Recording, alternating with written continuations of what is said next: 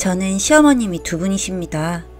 전 어렸을 때 아빠가 사고로 돌아가시고 엄마랑 여동생 이렇게 세 모녀가 살았습니다.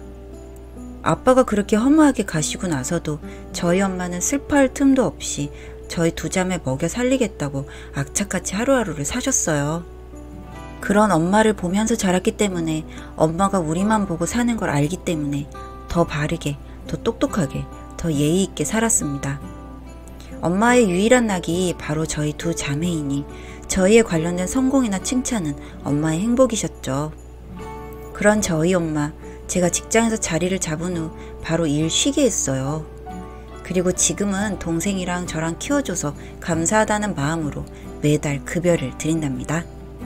저희 엄마가 또 돈을 흥청망청 쓰시는 타입이 아니셔서 사실 고정지출비를 제외하곤 그마저도 딸들이 고생해서 번 돈이라고 그냥 차곡차곡 모아두시더라고요. 그래서 저희는 엄마 옷이나 가방, 신발 이런 것들은 직접 사서 선물해드려요.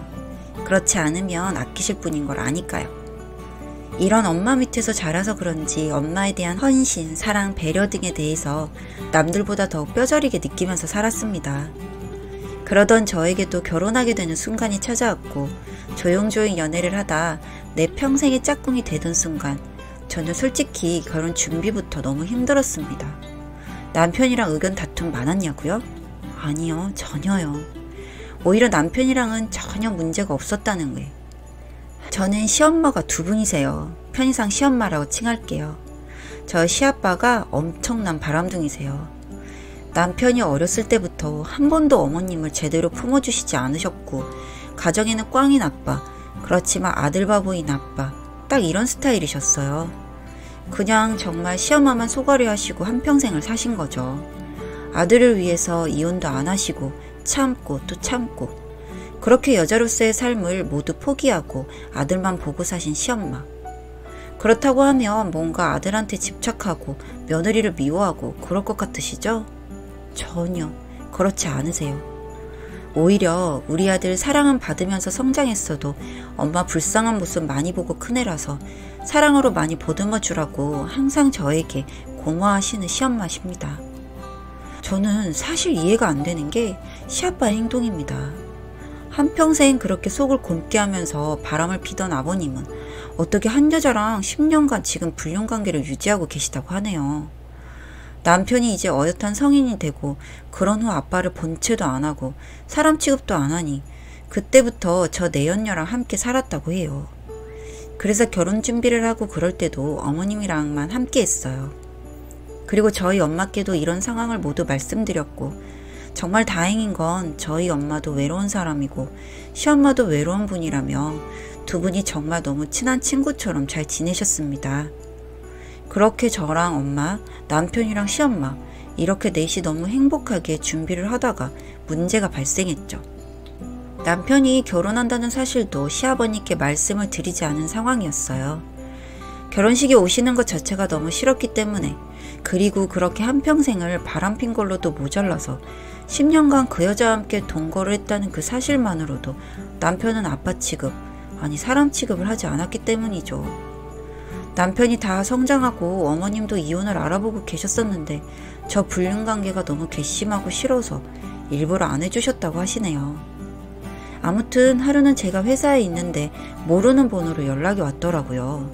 정말 깜짝 놀랐습니다. 여보세요? 안녕하세요. 땡땡땡씨 맞으신가요? 네, 누구세요? 나 땡땡이 엄마. 네? 그게 무슨 소리세요? 누구세요? 나 땡땡이 아빠 부인. 이제 알려나? 네, 그런데 왜요? 뭐라고? 설마 날 무시하는 건가? 그런데 왜요라니? 첫 전화부터 아주 건방을 떠네 아가씨. 건방 떤다고요? 길게 말하고 싶지도 않으니까 용건만 간단히 하세요. 제가 왜 그쪽 같은 사람이랑 대화를 해야 하는지도 이해가 안 되니까요. 뭐라고? 너 지금 말 다 했어? 어디 싸가지 없이 너 미쳤니?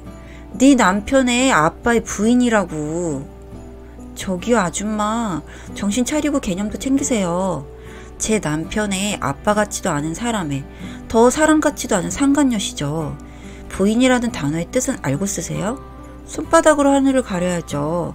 그쪽 같은 인간들 딱 증오하고 너무 혐오해요. 저는 사람 취급도 안 합니다. 아세요? 근데 어디다 대고 지금 전화해서 건방을 떠내부터 시작해서 부인? 사람 잘못 봤어요. 아줌마. 차릴 정신도 없어 보이니 그냥 그렇게 개념 없이 혼자 피해주지 말고 조용히 찌그러져서 사세요. 아셨어요? 뭐 이런 년이 다 있어? 야, 너 미쳤어? 네 남편 아빠의 부인한테 있다고 그래? 내가 네 시엄마인 거야. 시집살이 제대로 하고 싶어? 이게 미쳤나? 그리고 결혼하는데 우리한테는 왜 말을 안 하니? 너 두고 보자. 오늘 땡땡이 아빠 오면 어떻게 할지 보자. 네가 지금 줄을 잘못 쓴 거야. 네 호래미가 네 시엄마 같디?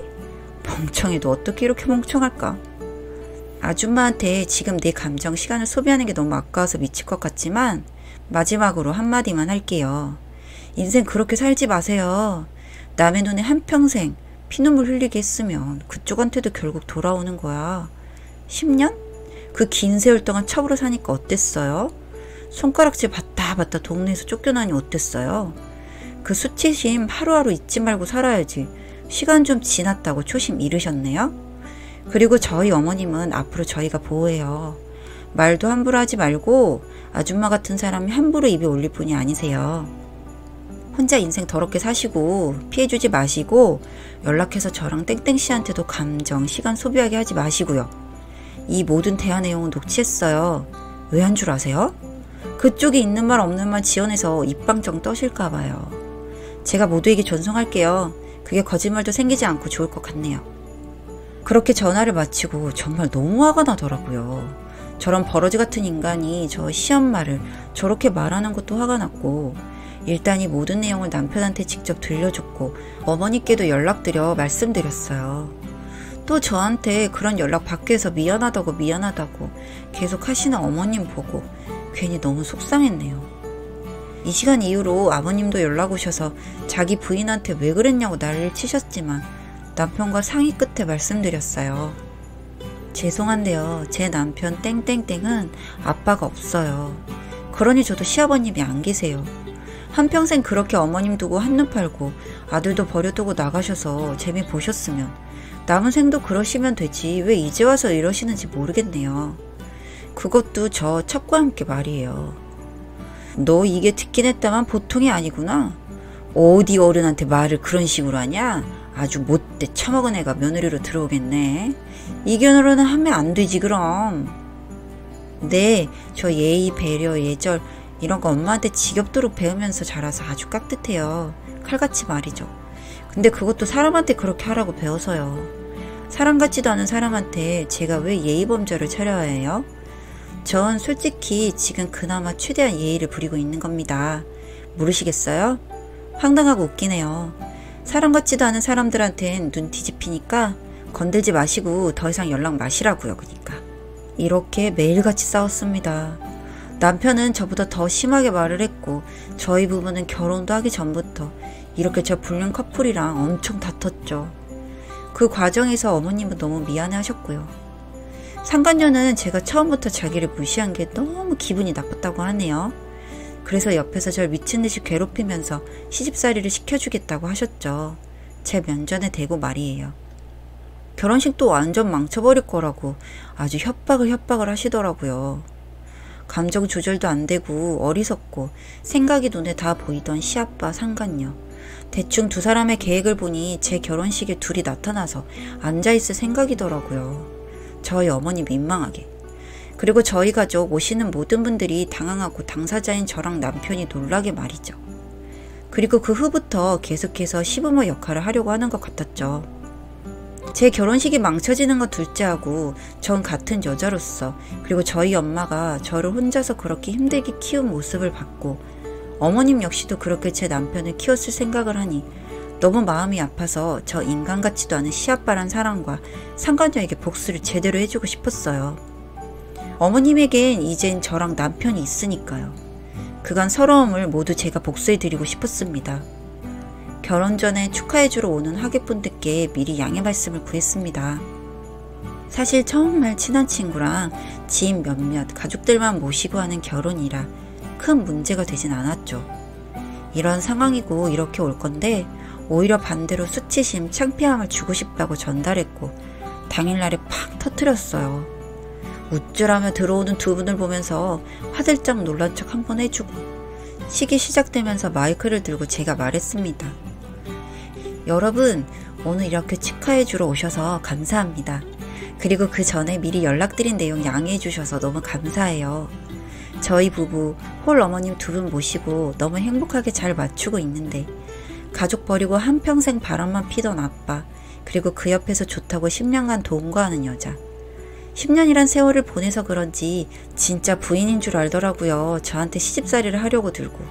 오늘도 보이시죠? 시부모인 척하는 두 분 얼굴. 이렇게 다 터뜨리고 있는 도중 두 분은 황급하게 나가시려 하는데 남편이 자꾸 말했습니다. 이제 우리 엄마한테서 떨어져 당신.